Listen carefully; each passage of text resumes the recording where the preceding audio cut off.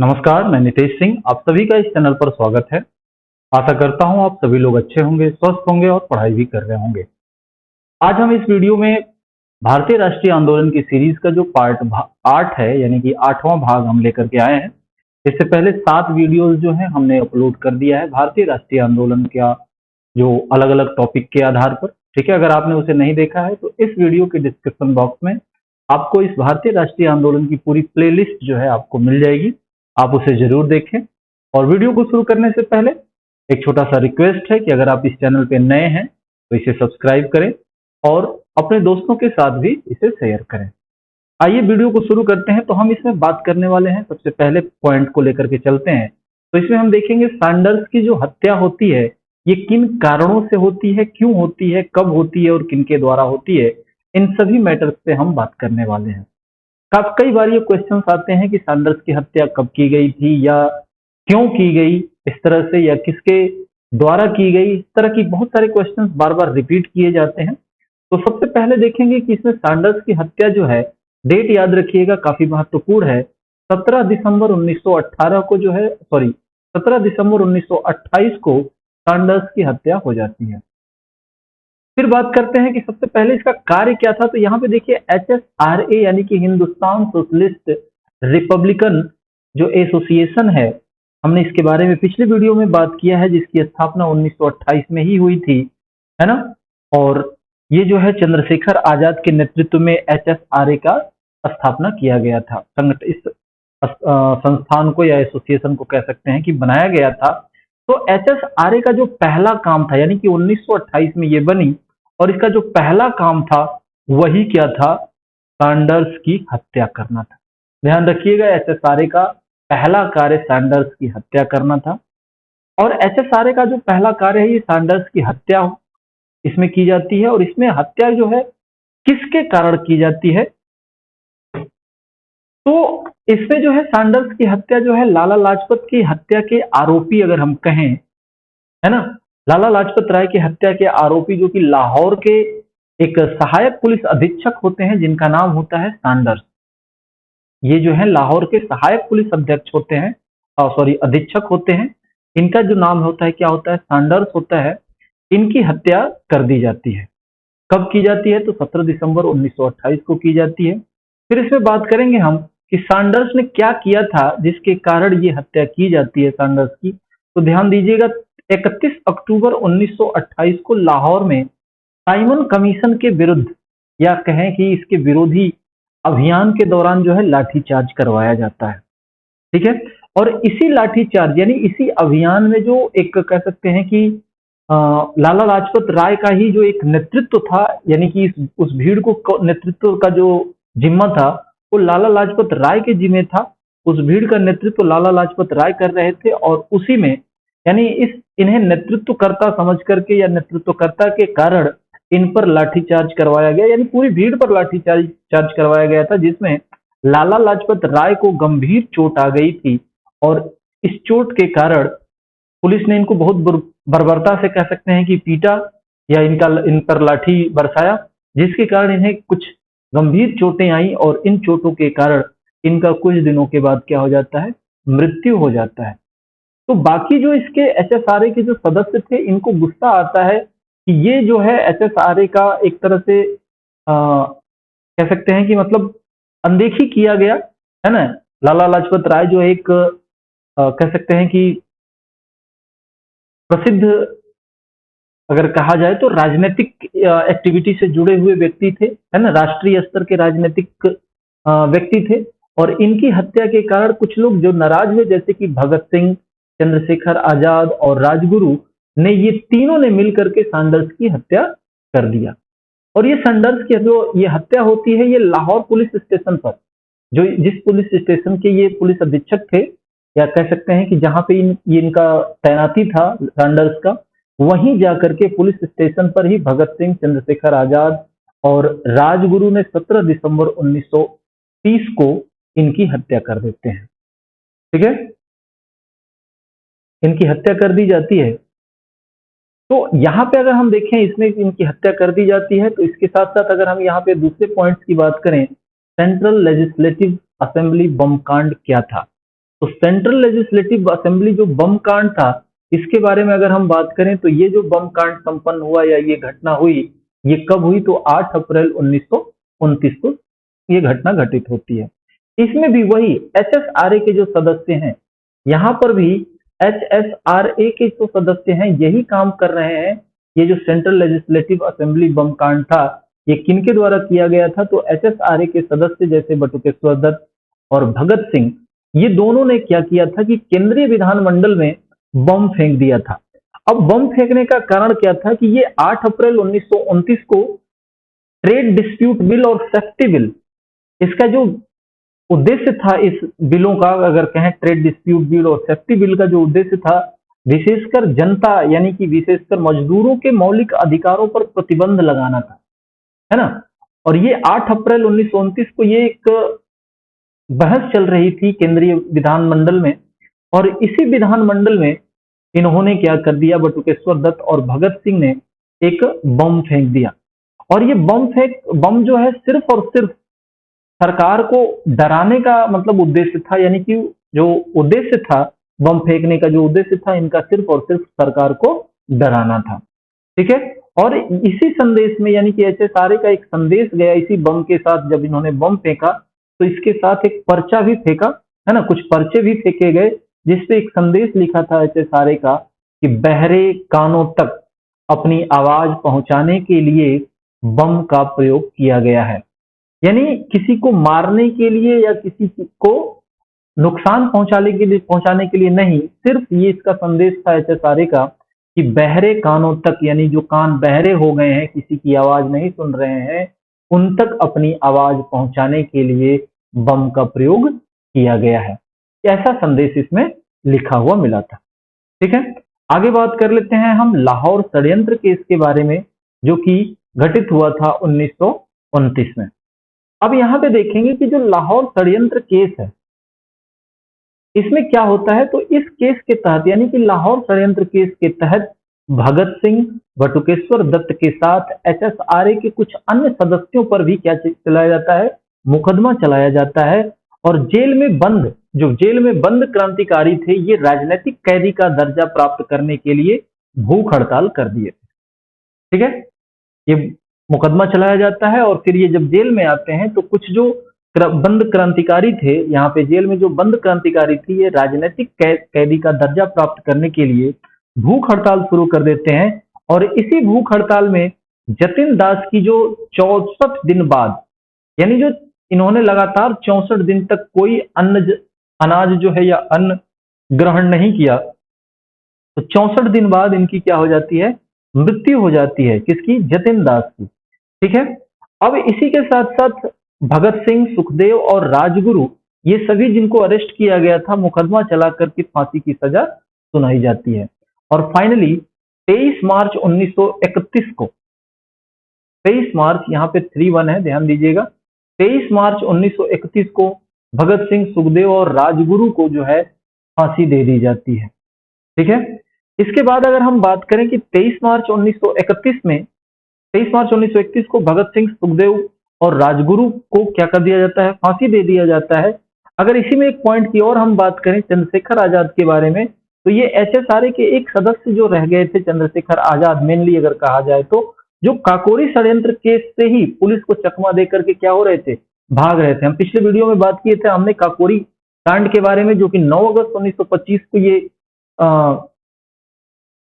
घटना को अंजाम दिया गया था, जिसमें सहारनपुर लखनऊ लाइन की हमने बात किया था कि सहारनपुर लखनऊ लाइन पर काकोरी जाने वाली जो 8 डाउन ट्रेन थी, जो कि मालगाड़ी थी, उसको लूट लिया गया और उसमें अंग्रेजी शासन का या ब्रिटिश शासन का क्या था?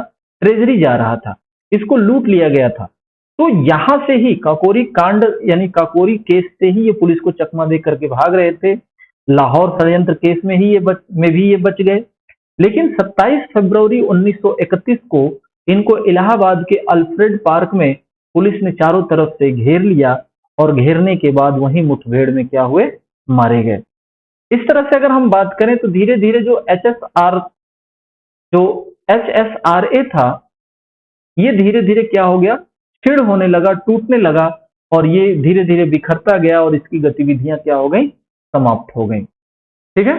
आगे बात करते हैं हम चटगांव शस्त्रागार कांड के बारे में। इसमें हम देखने वाले हैं कि जो चटगांव शस्त्रागार कांड है ये क्या था। तो इसके बारे में अगर हम बात करें तो बंगाल में सूर्यसेन, जो कि अगर कहा जाए तो ये एक स्कूल के टीचर थे, है ना, राष्ट्रीय विद्यालय में शिक्षक के रूप में कार्यरत थे और इनको लोग प्यार से कह सकते हैं कि मास्टर दा कहते थे। सूर्यसेन जी का जो उपनाम था क्या था, मास्टर दा। ठीक है, क्योंकि ये केंद्रीय विद्यालय जो राष्ट्रीय विद्यालय था उसमें शिक्षक के रूप में कार्य कर रहे थे। तो इनके द्वारा बंगाल में सूर्यसेन के द्वारा जो क्या बनाया गया, एक इंडियन रिपब्लिकन आर्मी की स्थापना की गई, यानी शॉर्ट फॉर्म में अगर हम कहें IRA की स्थापना की जाती है। और इसके कुछ मुख्य सदस्य होते हैं जैसे अनंत सिंह, अंबिका चक्रवर्ती, लोकीनाथ, प्रीतिलता वाडेकर, गणेश घोष और कल्पना दत्त।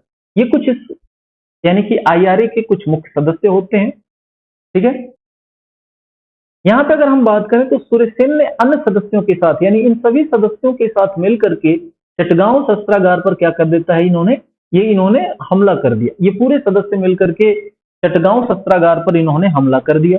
और ये चटगांव शस्त्रागार जो है ये एक बंगाल का बंदरगाह क्षेत्र था।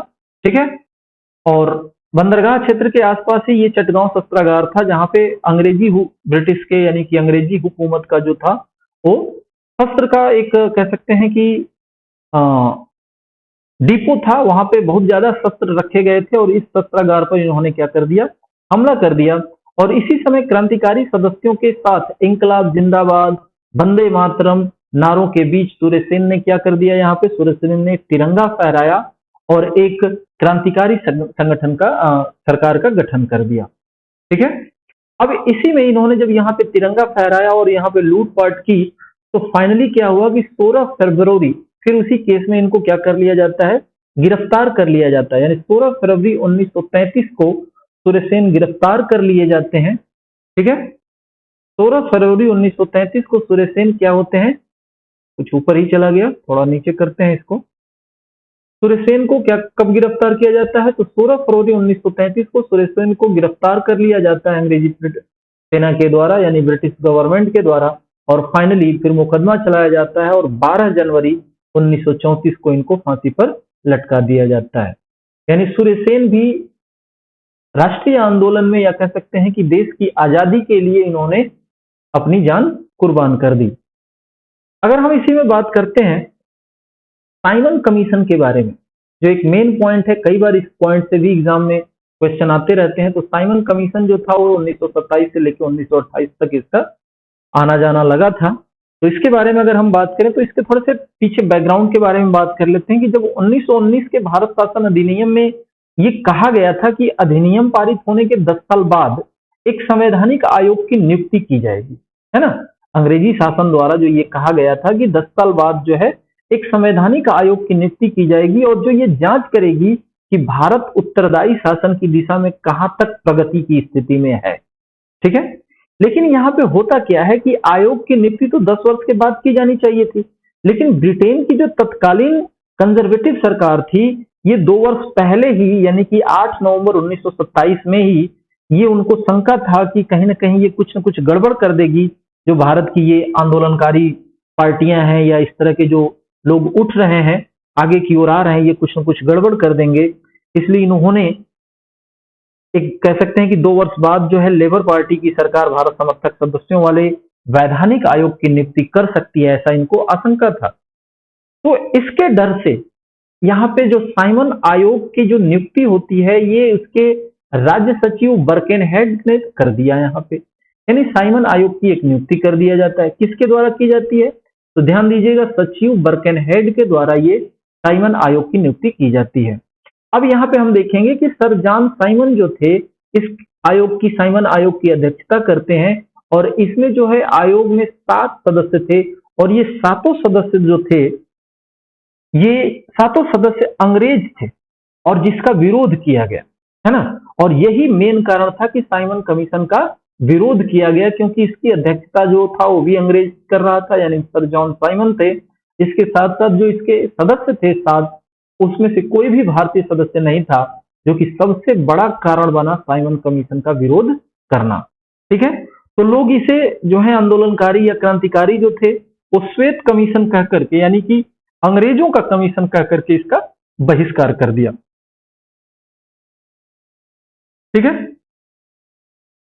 फिर अगर हम बात करें तो M.A. अंसारी की अध्यक्षता में 27 दिसंबर 1927 को मद्रास अधिवेशन में साइमन कमीशन के पूर्ण बहिष्कार का निर्णय लिया जाता है। यानी कि जो मद्रास अधिवेशन होता है 27 दिसंबर 1927 को INC का, जिसकी अध्यक्षता जो है M.A. अंसारी करते हैं, यहाँ पर एक प्रस्ताव पारित किया गया जिसमें साइमन कमीशन के पूर्ण बहिष्कार का निर्णय लिया जाता है। और पूरे भारत में अगर कहा जाए तो संपूर्ण भारत में इसका विरोध हुआ, है ना। जहां जहां ये आयोग गया वहां वहां साइमन गो बैक का नारा दिया गया। जहां जहां ये आयोग जाता था वहां पे क्या होता था, साइमन गो बैक का नारा दिया जाता था। इस चीज को ध्यान रखिएगा। इसके साथ साथ अगर हम बात करें तो 1928-1929 के बीच कमीशन ने भारत की 2 बार यात्रा की थी। 28-29 के बीच कमीशन जो है भारत की 2 बार यात्रा की थी और फाइनली आयोग ने मई 1930 में एक रिपोर्ट प्रस्तुत की जिस पर लंदन में आयोजित जो है गोलमेज सम्मेलन में विचार होना था, है ना। एक रिपोर्ट प्रस्तुत की, इसमें ये रिपोर्ट आया कि जैसे रिपोर्ट में ये था कि इसको हम राउंड टेबल जो कॉन्फ्रेंस होगा लंदन में उसमें हम इस पे विचार करेंगे। ठीक है। और यही जो साइमन कमीशन विरोधी है आंदोलन जो था, ये भारतीय स्वतंत्रता संग्राम को एक कह सकते हैं कि निर्णायक दौर में पहुंचा दिया था। यानी कि इतना विरोध हुआ था साइमन गो बैक का, यानी साइमन कमीशन का, जिसके कारण जो है लोग काफी आक्रोशित हो गए थे और धीरे धीरे ये जो है भारतीय स्वतंत्रता संग्राम का एक चिंगारी कह सकते हैं साइमन कमीशन का आना। और ये चिंगारी जो धीरे धीरे कैसे बदल गई, आग में बदल गई। ठीक है। तो फाइनली अगर हम बात करें एक नए टॉपिक की जिसका नाम है क्या, नेहरू रिपोर्ट, जिसको लाया गया कब, 1928 में। ठीक है। तो नेहरू रिपोर्ट जो है 1928 में लाया गया। तो इसके बारे में बात कर लेते हैं कि इसमें क्या क्या हुआ था। तो सबसे पहले अगर बात करें तो साइमन आयोग की जो नियुक्ति के समय के अनुसार अगर हम बात करें, जो कंजर्वेटिव पार्टी थी, ये सरकार में भारत सचिव जो थे उस समय, भारत के जो सचिव थे लॉर्ड बर्कनहेड ने ये भारतीयों को एक चुनौती दे दी कि अगर आप एक ऐसा संविधान बना करके लाओ जो भारत के सभी लोगों को मान्य हो, यानी कि भारत के सभी लोग उस चीज को माने, ऐसा संविधान बना करके लाओ। एक तरह से एक चुनौती दे दिया कि अब उसी संविधान के आधार पर हम आपको क्या कर देंगे। अगर हम देखेंगे कि आपने वो संविधान जो है या जो सरकार चलाने की प्रक्रिया है या लोगों को समझाने या लोगों तक हर एक एक्टिविटी को पहुंचाने की जो प्रक्रिया वो आप कैसे करोगे, अगर आप एक सक्सेस यानी कि अच्छा संविधान बना करके लाते हो जो कि भारत के सभी लोग उसको मानते हैं, तो हम आपको क्या कर देंगे, आजाद कर देंगे। ऐसा एक चुनौती दिया गया। तो 1928 में दिल्ली में आयोजित जो था एक आयोजन किया गया जिसमें सबसे पहला अगर हम कहें प्रथम सर्वदलीय बैठक थी, यानी सभी दल इसमें बैठक में शामिल हुए और इस पे विचार बनाया गया कि भाई सचिव जो है लॉर्ड बर्कनहेड ने ऐसा ऐसा कहा है कि एक संविधान बना करके लाओ और जो सभी भारत के लिए लोगों के लिए क्या हो, मान्य हो। तो इसमें आप लोगों की क्या बात है, मतलब क्या राय है। अगर इस तरह से अगर हो तो फाइनली क्या हुआ कि यहाँ पे योजना बनी, संविधान निर्माण की योजना बनती है। कहाँ पे, 1928 में दिल्ली में आयोजित हुआ था प्रथम सर्वदलीय बैठक जिसमें संविधान निर्माण की योजना बनी। और मई 1928 में बंबई में दूसरे सर्वदलीय सम्मेलन में मोतीलाल नेहरू की अध्यक्षता में 8 सदस्यीय समिति की स्थापना की जाती है। यानी जो ये मोतीलाल नेहरू होते हैं, मई 1928 में बंबई में जो दूसरा सर्वदलीय सम्मेलन होता है, यहाँ के सर्वदलीय सम्मेलन की अध्यक्षता मोतीलाल नेहरू करते हैं और एक समिति की स्थापना होती है, उसमें भी मोतीलाल नेहरू जो है इसके अध्यक्ष होते हैं, जिसमें 8 सदस्य और शामिल होते हैं। ठीक है। तो 8 अगर सदस्यों की बात करें इसमें, तो और कौन कौन से थे, तो सदस्यों में थे जैसे तेज बहादुर, सुभाष चंद्र बोस, MS रैने, मंगल सिंह, अली इमाम, GR प्रधान, शोएब कुरैशी इत्यादि, ये सभी लोग थे इसकी सदस्यता में, यानी कि सदस्य थे इस समिति के। और फाइनली अगस्त 1928 में एक रिपोर्ट प्रस्तुत की गई। रिपोर्ट जो कह सकते हैं कि ये जो मोतीलाल नेहरू ने एक जो समिति बनाई थी, इनकी अध्यक्षता में एक समिति बनी थी, ये समिति ने एक रिपोर्ट प्रस्तुत की अगस्त 1928 में, जिसे नेहरू रिपोर्ट का नाम दिया गया था। ध्यान रहेगा, नेहरू रिपोर्ट क्या है, तो सचिव लॉर्ड बर्कनहेड ने भारतीयों के समक्ष एक चुनौती रखी कि एक ऐसा संविधान बना करके लाओ जो सामान्यतः भारत के सभी लोगों पर क्या हो, मान्य हो। ठीक है। तो इसके चक्कर में 1928 में दिल्ली में एक प्रथम सर्वदलीय बैठक होती है और यहाँ पे संविधान निर्माण की योजना बनती है। फिर मई 1928 में बंबई में दूसरे सर्वदलीय बैठक की सम्मेलन होती है, यानी सर्वदलीय सम्मेलन होती है, जहां पे मोतीलाल नेहरू की अध्यक्षता में 8 सदस्यीय समिति का स्थापना होता है। और फाइनली अगस्त 1928 में ये जो समिति है ये एक रिपोर्ट प्रस्तुत करती है, जिस रिपोर्ट को नेहरू रिपोर्ट का नाम दिया जाता है। ठीक है, अगर इसके आगे हम और बात करें कि कांग्रेस लाहौर अधिवेशन, इससे भी काफी क्वेश्चंस कई बार पूछे जाते हैं कि लाहौर अधिवेशन, तो सबसे पहले जान लीजिए कांग्रेस का जो लाहौर अधिवेशन था, इसके जो अध्यक्ष थे वो जवाहरलाल नेहरू जी थे और ये जो अधिवेशन था 1929 में हुआ था। ठीक है, और कहाँ हुआ था ये? तो लाहौर में हुआ था, जहां पे पूर्ण स्वराज की मांग की गई थी। यानी पूर्ण स्वराज का जो मांग था, यानी कि शब्द था, कह सकते हैं ये लाहौर अधिवेशन में 1929 में जवाहरलाल नेहरू की अध्यक्षता में कहा गया था या आया था। ठीक है, आगे देखते हैं इसके बारे में, लाहौर अधिवेशन के बारे में। तो सबसे पहले देखें तो इसकी अध्यक्षता जो है, इसकी अध्यक्षता जवाहरलाल नेहरू कर रहे थे। इस अधिवेशन में स्पष्ट कहा गया कि नेहरू रिपोर्ट को लागू करने की अवधि समाप्त हो गई है तथा अब पूर्ण स्वाधीनता की मांग बुलंद की जाए। क्योंकि ये जो अधिवेशन था, या कह सकते हैं कि ये जो समिति थी, नेहरू समिति जिसको कहते थे नेहरू रिपोर्ट, इसमें कुछ भी ऐसा खास देखने को नहीं मिला, या ये कहें कि अंग्रेजों के द्वारा इसमें किसी प्रकार की रुचि नहीं दिखाई गई। तो जो 1929 में लाहौर अधिवेशन हुआ था कांग्रेस का, इसमें ये कहा गया कि जो नेहरू रिपोर्ट को लागू करने की जो अवधि है वो समाप्त हो गई है, अब उस रिपोर्ट को हम नहीं मानेंगे तथा अब हम क्या मांग करते हैं? पूर्ण स्वाधीनता की मांग करेंगे अब हम। ठीक है, तो यहाँ पर जो है अध्यक्ष जवाहरलाल नेहरू होते हैं, यहीं पे पूर्ण स्वाधीनता की मांग बुलंद की गई है ना, काफी जोर शोर से इसमें पूर्ण स्वाधीनता की मांग को रखा गया। फिर कहते हैं कि नेहरू समिति के रिपोर्ट को क्या कर दिया गया? निरस्त कर दिया गया कि हम इसे अब मानने वाले नहीं, यानी इसमें जो भी कहा गया था अब हम उसे नहीं मानते हैं। ठीक है, यहीं पर जो है पूर्ण स्वराज का प्रस्ताव पारित होता है कि अब हमें पूर्ण स्वराज चाहिए होगा। ठीक है, और इसे अब इस तरह से कि राष्ट्रीय आंदोलन का लक्ष्य निर्धारित किया गया और फाइनली 31 दिसंबर 1929 की मध्य रात्रि को रावी नदी के तट पर अध्यक्ष जो थे जवाहरलाल नेहरू ने, यानी कि जवाहरलाल नेहरू जो अध्यक्ष थे, इन्होंने भारत का जो एक प्रतीकात्मक झंडा था, तिरंगा झंडा और पूर्ण स्वराज, वंदे मातरम, और बात करें इसमें इंकलाब जिंदाबाद के नारों के बीच भारतीय झंडा को क्या कर दिया? फहरा दिया।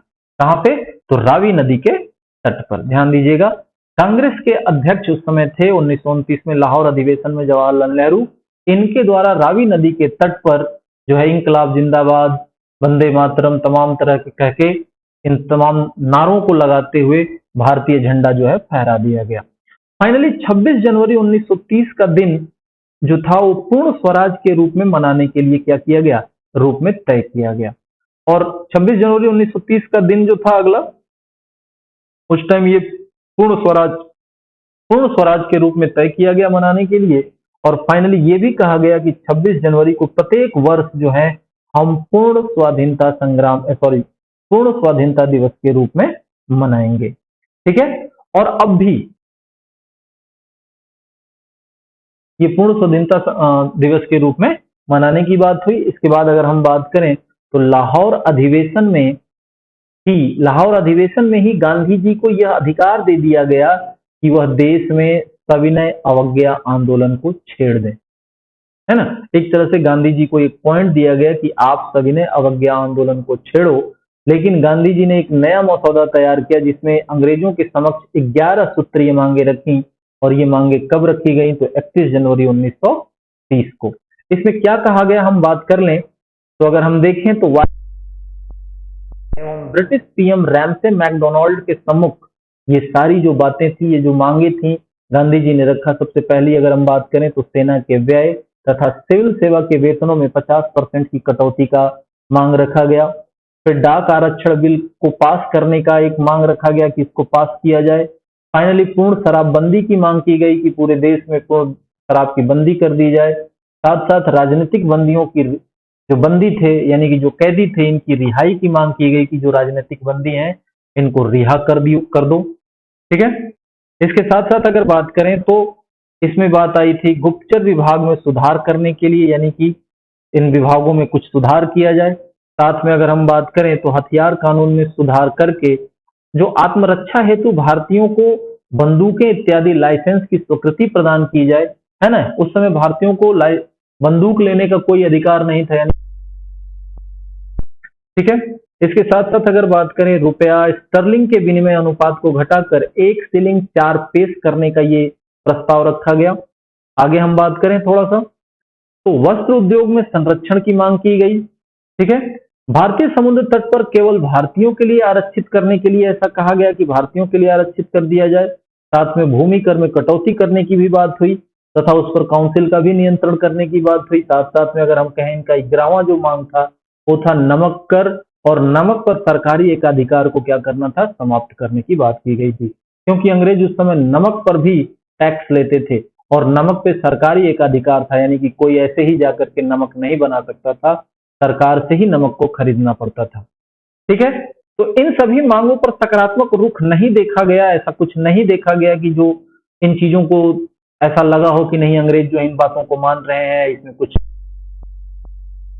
तो फलतः क्या हुआ कि 14 फरवरी 1930 को गांधी जी के नेतृत्व में सविनय अवज्ञा आंदोलन चलाने का क्या कर लिया गया, निश्चय कर लिया जाता है। फाइनली गांधी जी 14 फरवरी 1930 को सविनय अवज्ञा आंदोलन शुरू कर देते हैं। ठीक है। तो फिर यहाँ पे अगर हम बात करें सविनय अवज्ञा आंदोलन 1930 की बात करते हैं, इससे क्या होता है तो 12 मार्च 1930 को एक ऐतिहासिक सत्याग्रह होता है। ठीक है। और इस सत्याग्रह में अगर हम बात करें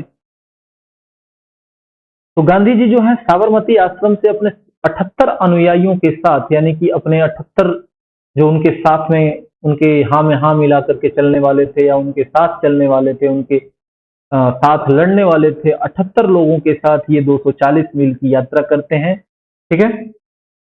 और ये जो लंबी पद यात्रा हुई 5 अप्रैल 1930 को समुद्र तट पर एक स्थित है दांडी गांव पहुंचते हैं, जिसे दांडी मार्च के नाम से भी जाना जाता है, यानी ये जो 240 मील गए थे इस यात्रा को दांडी मार्च के नाम से भी जाना जाता है, ध्यान दीजिएगा। 6 अप्रैल 1930 को दांडी में मुट्ठी भर नमक उठाकर इन्होंने क्या किया, नमक के कानून को तोड़ दिया, है ना। यानी कि हाँ ना ही हम भी क्या करेंगे, नमक बनाएंगे। इस तरह से आज का ये वीडियो जो है क्या हुआ, यहीं समाप्त होता है। जल्द ही हम एक नए वीडियो को लेकर के आते हैं।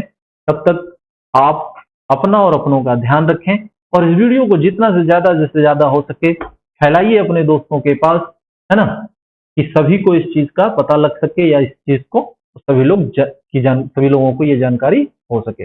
बाकी नमस्कार, मिलते हैं अगले वीडियो।